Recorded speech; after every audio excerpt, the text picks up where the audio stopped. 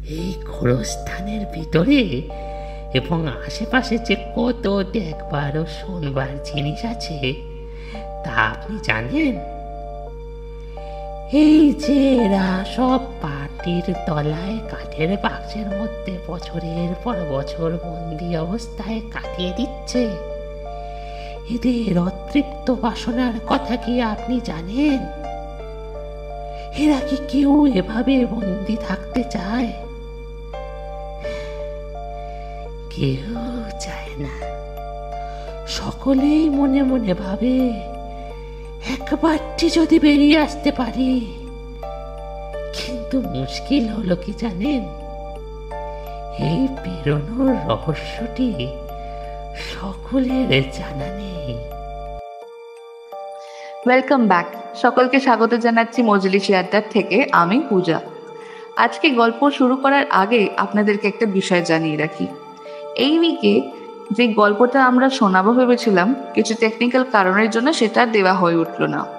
তাই অনেক ভেবেচিন্তে বুঝলাম যে চটজলদি গল্প দিতে হলে সত্যজিৎ রায় ভরসা। তাই এবারও একটা সত্যজিৎ রায়ের গল্প নিয়ে চলে এসেছি আমরা।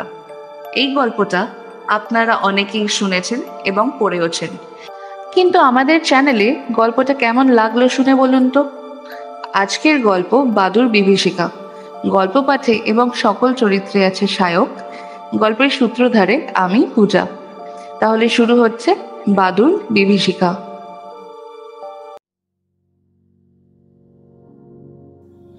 বাদুর জিনিসটা আমার মোটেই ধাতে সয় না। আমার ভবানীপুরের ফ্ল্যাটের ঘরে মাঝে মাঝে যখন সন্ধ্যের দিকে জানালার গারদ দিয়ে নিঃশব্দে এক একটা চামচিকে ঢুকে পড়ে, তখন বাধ্য হয়েই আমাকে কাজ বন্ধ করে দিতে হয়। বিশেষত গ্রীষ্মকালে যখন পাকা ঘরে, তখন যদি চামচিকে ঢুকে মাথার উপরেই বাই বাই করে ঘুরতে থাকে আর খালি মনে হয় এই বুঝি ব্লেডের সঙ্গে ধাক্কা লেগে মাটিতে পড়ে ছটফট শুরু করবে, তখন যেন আমি একেবারে দিশেহারা হয়ে যাই। প্রায় ঘর থেকে বেরিয়ে যেতে হয়, আর আমার চাকর বিনোদকে বলি ওটাকে তাড়াবার চাহকে একটা ব্যবস্থা করো। একবার তো বিনোদ আমার ব্যাডমিন্টন র্যাকেটের এক বাড়িতে একটা চামচিকিকে মেরেই ফেলল। সত্যি বলতে কি, কেবলমাত্র যে অস্বস্তি হয় তা নয়, তার সঙ্গে যেন একটা আতঙ্কের ভাবও মেশানো থাকে। বাদুড়ের চেহারাটাই আমার বরদাস্ত হয় না। না পাখি না জানোয়ার, আর ওপর ওই যে মাথা নিচু করে পা দিয়ে গাছের ডাল আঁকড়িয়ে ঝুলে থাকা, এই সব মিলিয়ে মনে হয় বাদুর জীবটার অস্তিত্ব না থাকলেই বোধহয় ভালো ছিল।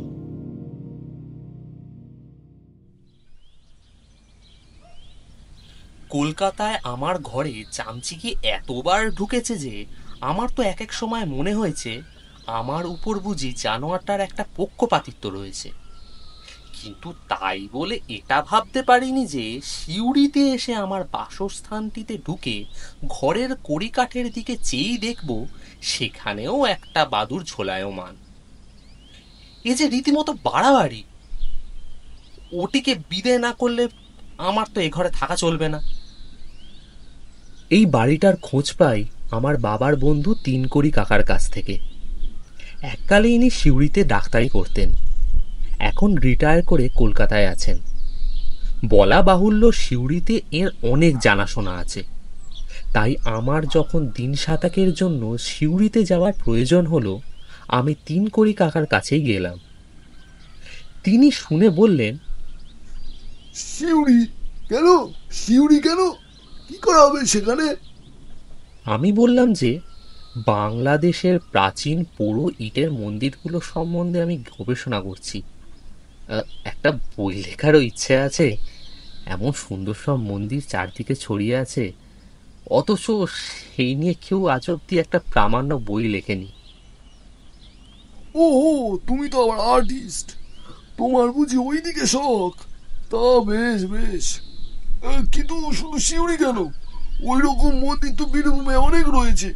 সুরুল, হেতমপুর, দুবরাজপুর, তারপর ওই কি বলে ফুলবেড়ে, বিসিংপুর, এই সব জায়গাতেই তো বেশ ভালো ভালো মন্দির আছে। তবে সেসব কি এতই ভালো যে তাই নিয়ে বই লেখা যায়? যাই হোক, তিনকড়ি কাকা একটা বাড়ির সন্ধান দিয়ে দিলেন আমায়। পুরনো বাড়িতে থাকতে তোমার আশা করি আপত্তি নেই। তো আমার পেশেন্ট থাকতো ওই বাড়িতে, এখন কলকাতায় চলে এসেছে। তবে যতদূর জানি দারোয়ান কোচের একজন লোক আছে দেখাশোনা করবার জন্য। বেশ বড় বাড়ি, তোমার কোনো অসুবিধা হবে না, পয়সা করিও লাগবে না। কারণ পেশেন্টটিকে আমি একেবারে জমের হাত থেকে ছিনিয়ে এনেছিলাম তিনবার। সাতেকের জন্য তার বাড়িতে একটা ঘরে একজন গেস্ট থাকবে, আমি এমন অনুরোধ করলে সে খুশি হয়ে রাজি হবে।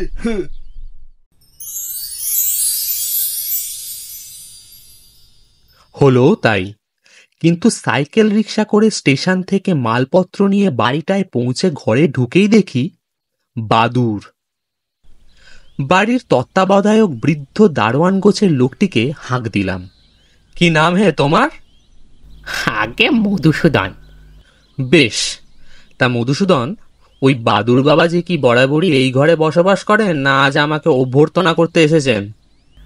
আগে তা তো খেয়াল করিনি বাবু, এই ঘরটা তো বন্ধই থাকে, আজ আপনি আসবেন বলে খোলা হয়েছে। কিন্তু ইনি থাকলে তো আবার আমার থাকা মুশকিল। ও আপনি কিছু ভাববেন না বাবু, ও সন্ধে হলেই আপনি চলে যাবে। তা না হয়ে গেল, কিন্তু কাল যেন আবার ফিরে না আসে, তার একটা ব্যবস্থা হবে কি? আর আসবে না, আর কি আসে, এ তো আর বাসা বাঁধেনি যে আসবে। রাত্রিরে কোন সময় ফস করে ঢুকে পড়েছে, দিনের বেলা তো চোখে দেখতে পায় না, তাই বেরোতে পারেনি। চা টা খেয়ে বাড়ির সামনে বারান্দাটায় একটা পুরনো বেতের চেয়ারে এসে বসলাম। বাড়িটা শহরের এক প্রান্তে, সামনে উত্তর দিকে কার যেন মস্ত আম বাগান, গুড়ির ফাঁক দিয়ে দূরে দিগন্ত বিস্তৃত ধান ক্ষেত দেখা যায়। পশ্চিম দিকে একটা বাঁশঝাড়ের উপর দিয়ে একটা গির্জার চূড়ো দেখা যায়। সিউড়ির এটি একটা বিখ্যাত প্রাচীন গির্জা। রোদটা পড়লে একটু ওদিকটায় ঘুরে আসবো বলে স্থির করলাম। কাল থেকে আবার কাজ শুরু করতে হবে। খোঁজ নিয়ে জেনেছি সিউড়ি এবং তার আশেপাশে 20-25 মাইলের মধ্যে অন্তত খান 30 পোড়া ইটের মন্দির আছে। আমার সঙ্গে ক্যামেরা আছে এবং অপর্যাপ্ত ফিল্ম। এইসব মন্দিরের গায়ের প্রতিটি কারুকার্যের ছবি তুলে ফেলতে হবে। ইটের আয়ু আর কদিন, এইসব নষ্ট হয়ে গেলে বাংলাদেশ তার এক অমূল্য সম্পদ হারাবে। আমার রিস্ট ওয়াচের দিকে চেয়ে দেখি 5:30। গির্জার মাথার পিছনে সূর্য অদৃশ্য হলো। আমি আর ভেঙে চেয়ার ছেড়ে উঠে সবে বারান্দার সিঁড়ির দিকে পা বাড়িয়েছি, এমন সময় আমার কান ঘেঁষে শনশন শব্দ করে কি যেন একটা উড়ে আমবাগানের দিকটায় চলে গেল। শোবার ঘরে ঢুকে কড়িকাঠের দিকে চেয়ে দেখি বাদুরটা আর নেই। যাক, বাঁচা গেল। সন্ধেটা অন্তত নির্বিঘ্নে কাটবে, হয়তোবা আমার লেখার কাজও কিছুটা এগিয়ে যাবে। বর্ধমান, বাঁকুড়া আর 24 পরগনার মন্দিরগুলো এর আগেই দেখা হয়ে গিয়েছিল। সেগুলো সম্পর্কে লেখার কাজটা সিউড়িতে থাকতে থাকতেই আরম্ভ করব ভেবেছিলাম। রোদটা পড়তেই আমার টর্চটা হাতে নিয়ে গির্জার দিকটায় বেরিয়ে পড়লাম। বীরভূমের লাল মাটি, অসমতল জমি, তাল আর খেজুর গাছের সারি, এ সবই আমার বড় ভালো লাগে। তবে সিউড়িতে আমার এই প্রথম আসা। প্রাকৃতিক দৃশ্য উপভোগ করার উদ্দেশ্যে যদিও আসিনি, তবু এই সন্ধে লাল গির্জার আশপাশটা ভারী মনোরম লাগলো। হাঁটতে হাঁটতে গির্জা ছাড়িয়ে পশ্চিম দিকে আরো খানিকটা পথ এগিয়ে গেলাম। সামনে দেখলাম খানিকটা জায়গায় রেলিং দিয়ে ঘেরা। দূর থেকে কারো বাগান বলে মনে হয়। একটা লোহার গেটও রয়েছে বলে মনে হয়। আরো খানিকটা এগিয়ে গিয়ে বুঝলাম বাগান নয়, গোরস্থান। খান ত্রিশে খ্রিস্টানদের কবর রয়েছে গোরস্থানটায়। কোনোটির ওপর কারুকার্য করা পাথর বা ইটের স্তম্ভ, আবার কোনোটিতে মাটিতে শোয়ানো পাথরের ফলক। এগুলি যে খুবই পুরনো তাতে কোনো সন্দেহ নেই। স্তম্ভগুলিতে ফাটল ধরেছে, আবার ফাটলের মধ্যে এক একটাতে অসত্যের চারা গজিয়েছে। গেটটা খোলাই ছিল।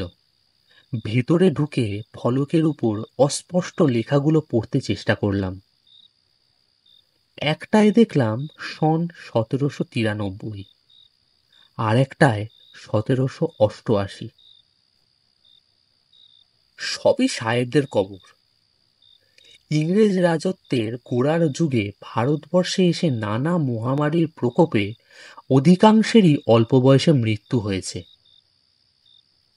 একটা ফলকে লেখাটা একটু স্পষ্ট আছে দেখে আমার টর্চটা জ্বালিয়ে ঝুঁকে সেটা পড়তে যাব, এমন সময় আমার পিছনেই যেন একটা পায়ের শব্দ পেলাম।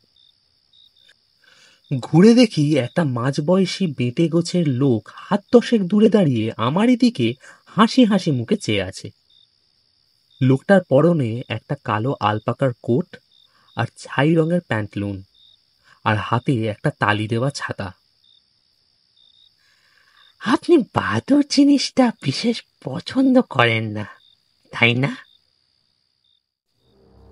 ভদ্রলোকের কথায় চমকে উঠলুম। এটা সে জানলো কি করে? আমার বিস্ময় দেখে ভদ্রলোক হেসে বললেন,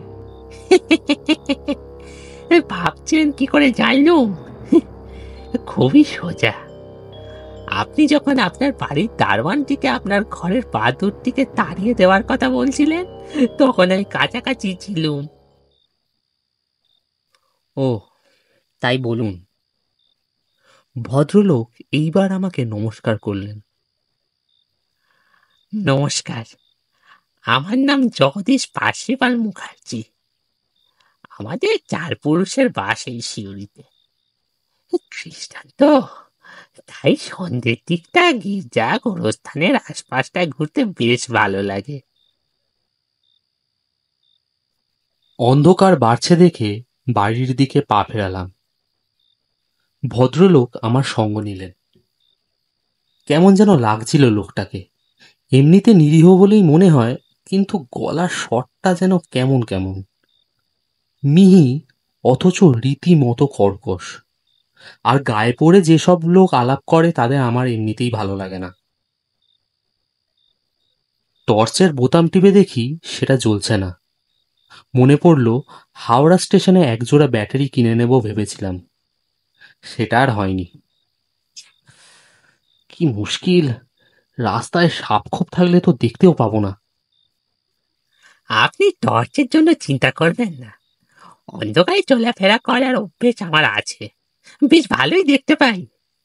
এই সাবধান সাবধান, একটা গর্ত আছে কিন্তু সামনে। ভদ্রলোক আমার হাতটা ধরে এক টান দিয়ে বাঁদিকে সরিয়ে দিলেন। তারপর বললেন, ভ্যাম্পায়ার কাকে বলে জানেন? সংক্ষেপে বললুম, জানি। ভ্যাম্পায়ার কে না জানে? রক্তচোষা বাদুরকে বলে ভ্যাম্পায়ার ব্যাট। ঘোড়া, গরু, ছাগল ইত্যাদির গলা থেকে রক্ত চুষে খায়। আমাদের দেশে এ বাদুর আছে কিনা জানি না, তবে বিদেশি বইয়ে ভ্যাম্পায়ার ব্যাটের কথা পড়েছি। শুধু বাদুর কেন, বিদেশি ভুতুড়ে গল্পের বইয়ে পড়েছি মাঝরাত্রিরে কোনো কোনো কবর থেকে মৃতদেহ বেরিয়ে এসে জ্যান্ত ঘুমন্ত মানুষের গলা থেকে রক্ত চুষে খায়। তাদেরও বলে ভ্যাম্পায়ার। কাউন্ট ড্র্যাকুলার রোমহর্ষক কাহিনী তো স্কুলে থাকতেই পড়েছি। আমার বিরক্ত লাগলো এই ভেবে যে বাদুড়ের প্রতি আমার বিরূপ মনোভাবের কথা জেনেও ভদ্রলোক আবার গায়ে পড়ে বাদুড়ের প্রসঙ্গ তুলছে কেন। এরপরে দুজনেই কিছুক্ষণ চুপচাপ। আমবাগানটা পাশ কাটিয়ে বাড়ির কাছাকাছি পৌঁছতে ভদ্রলোক হঠাৎ বললেন, আপনার সঙ্গে আলাপ করে বিশেষ আনন্দিত হলুম। আছেন তো কদিন? বললুম, দিন 7। বেশ বেশ, তাহলে তো দেখা হবে। মনে মনে বললুম, তোমার সঙ্গে যত কম দেখা হয় ততই ভালো। বাদুড়ের উৎপাত যেমন অসহ্য, বাদুড়ের সম্পর্কে আলোচনাও তেমনই অতৃপ্তিকর। অন্য অনেক বিষয়ে চিন্তা করার আছে। বারান্দার সিঁড়ি দিয়ে ওঠার সময় পিছনে ফিরে দেখলুম ভদ্রলোক অন্ধকার আমবনটার ভিতরে অদৃশ্য হয়ে গেলেন। বনের পিছনের ধান ক্ষেতের দিক থেকে তখন শেয়ালের কোরাস আরম্ভ হয়ে গেছে।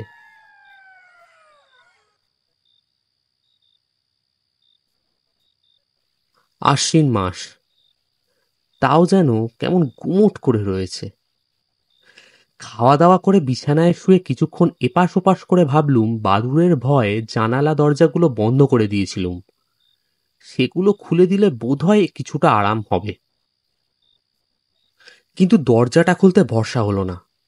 বাদুড়ের জন্য নয়, দারোয়ান বাবাজির ঘুম যদি হালকা হয় চোরের উপদ্রব থেকেও বোধহয় রক্ষা পাওয়া যাবে। কিন্তু এইসব মফস্বল শহরে মাঝে মাঝে দেখা যায় দরজা খোলা রাখলে রাস্তার কুকুর ঘরে ঢুকে চটি জুতোর দফা রফা করে দেয়। হে অভিজ্ঞতা আমার অনেকবার হয়েছে। তাই অনেক ভেবে দরজা দুটো না খুলে পশ্চিমের দিকে জানলাটা খুলে দিলুম। দেখলুম বেশ ঝিরঝির করে হাওয়া আসছে। ক্লান্ত থাকায় ঘুম আসতে বেশি সময় লাগলো না। ঘুমের মধ্যে স্বপ্ন দেখলুম জানালার গড়াদে মুখ লাগিয়ে সন্ধেবেলার সেই ভদ্রলোকটি আমার দিকে চেয়ে হাসছেন। তার চোখ দুটো জলজলে সবুজ, আর দাঁতগুলো কেমন যেন সরু সরু আর ধারালো। তারপর দেখলুম ভদ্রলোক দু পা পিছিয়ে গিয়ে হাত দুটোকে উঁচু করে এক লাফ দিয়ে গড়াদ ভেদ করে ঘরের মধ্যে এসে পড়লেন। ভদ্রলোকের পায়ের শব্দেই যেন আমার ঘুমটা ভেঙে গেল। চোখ মেলে দেখি ভোর হয়ে গেছে। উহ, কি বিদুটে স্বপ্ন রে বাবা। বিছানা ছেড়ে উঠে মধুসূদনকে একটা হাঁক দিয়ে বললুম চা দিয়ে যেতে। মধুসূদন, চা দাও। সকাল সকাল খেয়ে বেরিয়ে না পড়লে কাজের অসুবিধা হবে। মধুসূদন বারান্দায় বেতের টেবিলে চা রেখে চলে যাওয়ার সময় লক্ষ্য করলুম তাকে যেন বিষণ্ণ দেখাচ্ছে। বললুম, কি হলো মধুসূদন, শরীর খারাপ নাকি, না রাত্রে ঘুম হয়নি? না বাবু, আমার কিছু হয়নি, হয়েছে আমার বাছুরটার। কি হলো আবার? কাল রাত্রিরে সাপের কামড় খেয়ে মরে গেছে। সে কি, মরেই গেল? আগে তার মরবে না, এই সবে 7 দিনের বাছুর, গলার কাছটায় মেরেছে ছোবল, কি জানি গোকরো নাকি। মনটা কেমন জানি খচ করে উঠল। গলার কাছে, গলায় ছোবল। কালই যেন হঠাৎ মনে পড়ে গেল ভ্যাম্পায়ার ব্যাট। জন্তু জানোয়ারের গলা থেকে রক্ত শুষে নেয় ভ্যাম্পায়ার ব্যাট। কিন্তু পরক্ষণেই মনে হলো সাপের ছোবলে বাছুর মরবে, এতে আশ্চর্য কি? আর বাছুর যদি রাত্রে শুয়ে থাকে তাহলে গলায় ছোবল লাগাটা তো কোনো অস্বাভাবিক ব্যাপার নয়। আমি মিছিমিছি দুটো জিনিসের মধ্যে একটা সংযোগ স্থাপনের চেষ্টা করছি। মধুসূদনকে সান্ত্বনা দেবার মতো দু একটা কথা বলে কাজের তোড়জোড় করব বলে ঘরে ঢুকতেই দৃষ্টিটা যেন আপনা থেকেই কড়িকাঠের দিকে চলে গেল। কালকে সেই বাদুড়টা আবার কখন জানি তার জায়গায় এসে আশ্রয় নিয়েছে। ওই জানলাটা খোলাতেই এই কাণ্ডটা হয়েছে। ভুলটা আমারই। মনে মনে স্থির করলুম আজ রাত্রে যত গুমোটি হোক না কেন দরজা জানলা সব বন্ধ করেই রেখে দেব।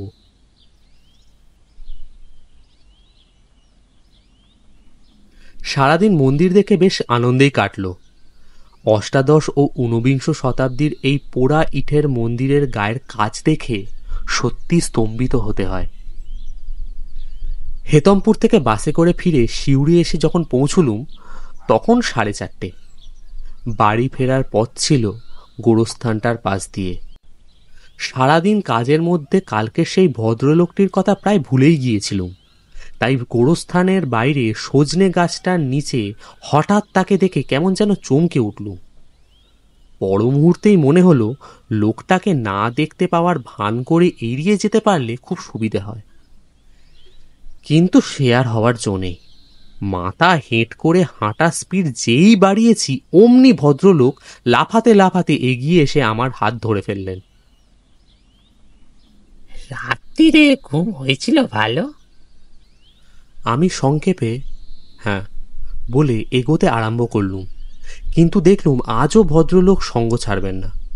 আমার দ্রুত পদক্ষেপের সঙ্গে পা মিলিয়ে হাঁটতে হাঁটতে বললেন, আমার আবার কি বাতিক জানেন, রাত্রে আমি একদম ঘুমোতে পারি না।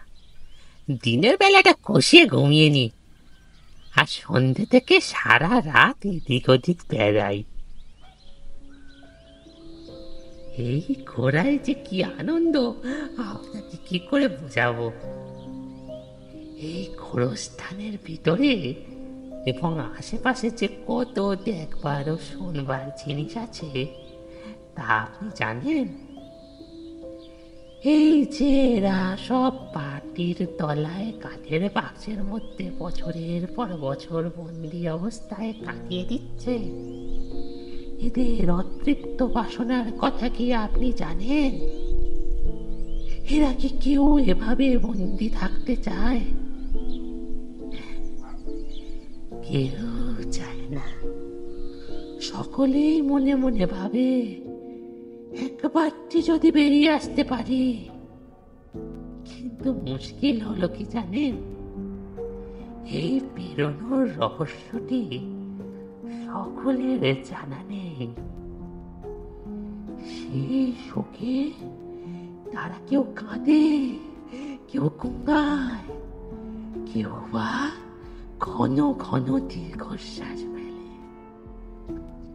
মাঝরাত্রে যখন চারদিকে নিস্তব্ধ হয়ে যায়, শিয়াল যখন ঘুমিয়ে পড়ে, ঝিঁঝি পোকা যখন ডেকে ডেকে ক্লান্ত হয়ে যায়, তখন যাদের শ্রবণ শক্তি খুব তীক্ষ্ণ, এই যেমন আমার, তারা এইসব মাটির নিচে কাঠের বাক্সে বন্দি প্রাণীদের শোকোচ্ছ্বাস শুনতে পায়। অবশ্যই ওই যে বললাম, কান কিন্তু খুব ভালো হওয়া চাই। আমার চোখ কান দুটোই খুব ভালো, ঠিক বাদুড়ের মতো। মনে মনে ভাবলুম মধুসূদনকে এই লোকটার কথা জিজ্ঞেস করতে হবে। একে জিজ্ঞেস করে সঠিক উত্তর পাওয়া যাবে বলে ভরসা হয় না।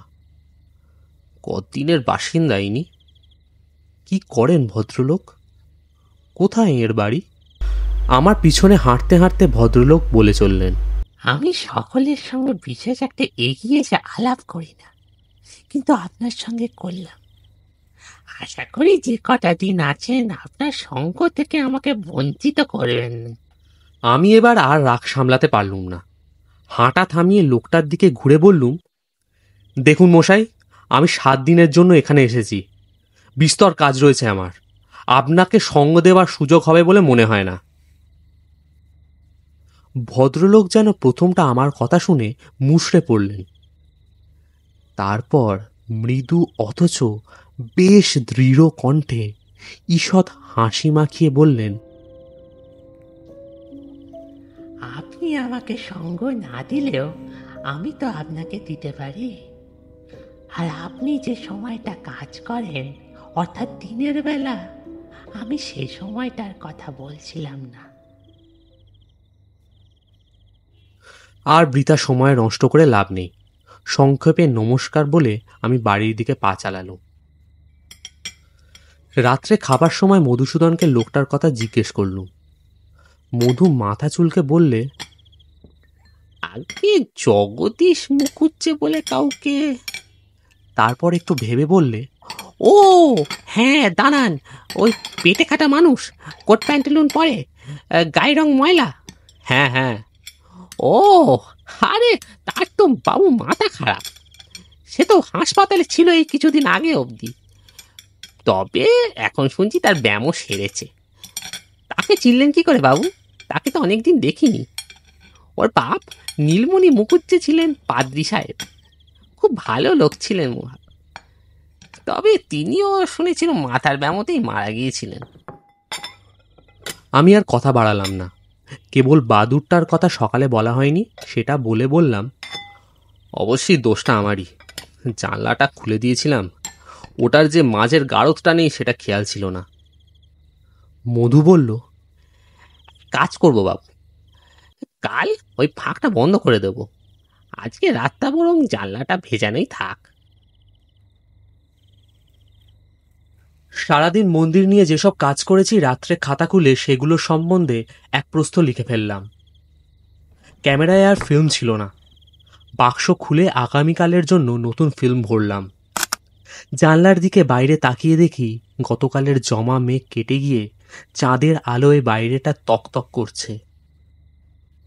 লেখার কাজ শেষ করে বারান্দায় এসে বেতের চেয়ারটায় কিছুক্ষণ চুপচাপ বসে রইলাম। 11টার কাছাকাছি উঠে এক গ্লাস ঠান্ডা জল খেয়ে বিছানায় এসে শুলাম। মনে মনে ভাবলাম, আজকালকার বৈজ্ঞানিক যুগে জগদীশবাবুর কথাগুলো সত্যিই হাস্যকর। স্থির করলাম, হাসপাতালে জগদীশবাবুর কি চিকিৎসা হয়েছিল এবং কোন ডাক্তার চিকিৎসা করেছিলেন সেটা একবার খোঁজ নিতে হবে। মেঘ কেটে গিয়ে গুমোট ভাবটাও কেটে গিয়েছিল, তাই জানালা দরজা বন্ধ করাতেও কোনো অসুবিধা লাগছিল না। বরঞ্চ পাতলা চাদর যেটা এনেছিলাম সেটা আজ গায়ে দিতে হলো। চোখ বোঝার অল্পক্ষণের মধ্যেই বোধহয় ঘুমিয়ে পড়েছিলাম। কটার সময় যে ঘুমটা ভাঙলো জানি না, আর ভাঙার কিছুক্ষণ পরে পর্যন্ত কেন যে ভাঙলো সেটা ঠিক বুঝতে পারছিলাম না। তারপর হঠাৎ পূব দিকের দেয়ালে একটা চতুষ্কোণ চাঁদের আলো দেখেই বুকের ভিতরটা ধড়াস করে উঠল।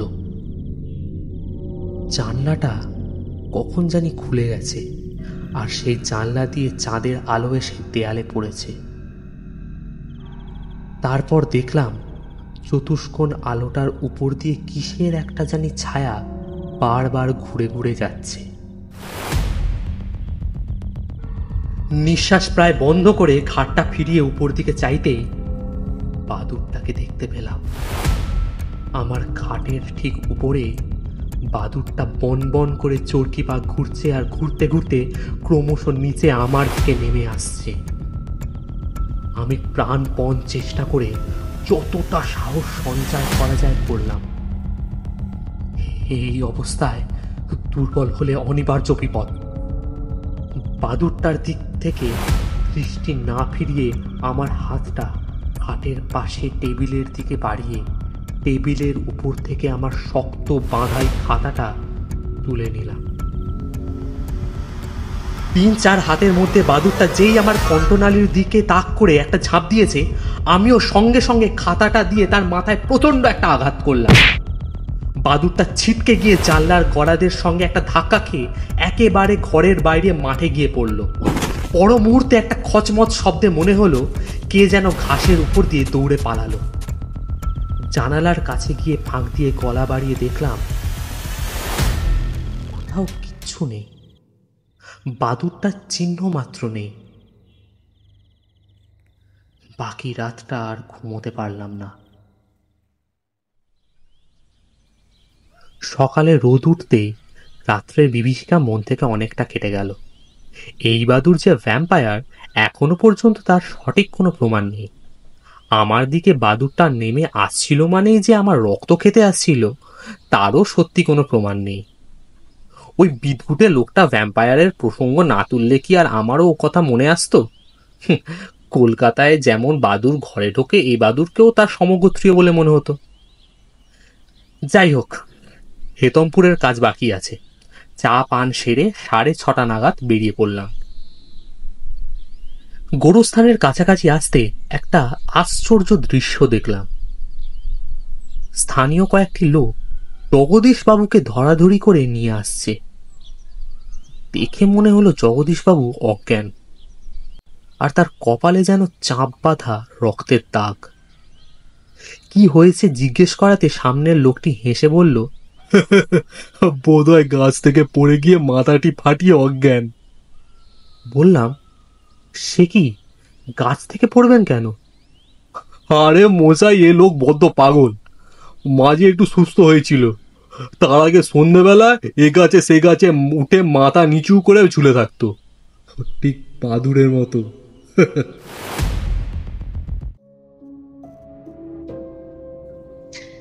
শুনলেন সত্যজিৎ রায়ের লেখা বাদুড় বিভীষিকা, গল্পপাঠ এবং অন্যান্য চরিত্রের সহায়ক। গল্পের সূত্রধার আমি পূজা। স্পেশাল এফেক্টস, ব্যাকগ্রাউন্ড মিউজিক ও পোস্টার ডিজাইন করেছে ভঞ্জজাত। এডিটিং এবং পরিচালনায় সহায়ক। তা কেমন লাগলো আজকের গল্পটি জানাতে ভুলবেন না আমাদের কমেন্ট সেকশনে। আর আমাদের সাপোর্ট করতে অবশ্যই আমাদের চ্যানেলটিকে সাবস্ক্রাইব করে দেবেন। আর আমাদের চ্যানেলসের ডেইলি আপডেট পেতে আমাদের ফেসবুক এবং ইনস্টাগ্রাম পেজটিকেও ফলো করুন। তাহলে আজ আসি, দেখা হবে আবার সামনের সপ্তাহে আরও একটি রোমাঞ্চকর এবং নতুন গল্প নিয়ে। ততক্ষণের জন্য হাসতে থাকুন, সুস্থ থাকুন এবং রোমাঞ্চিত হতে থাকুন।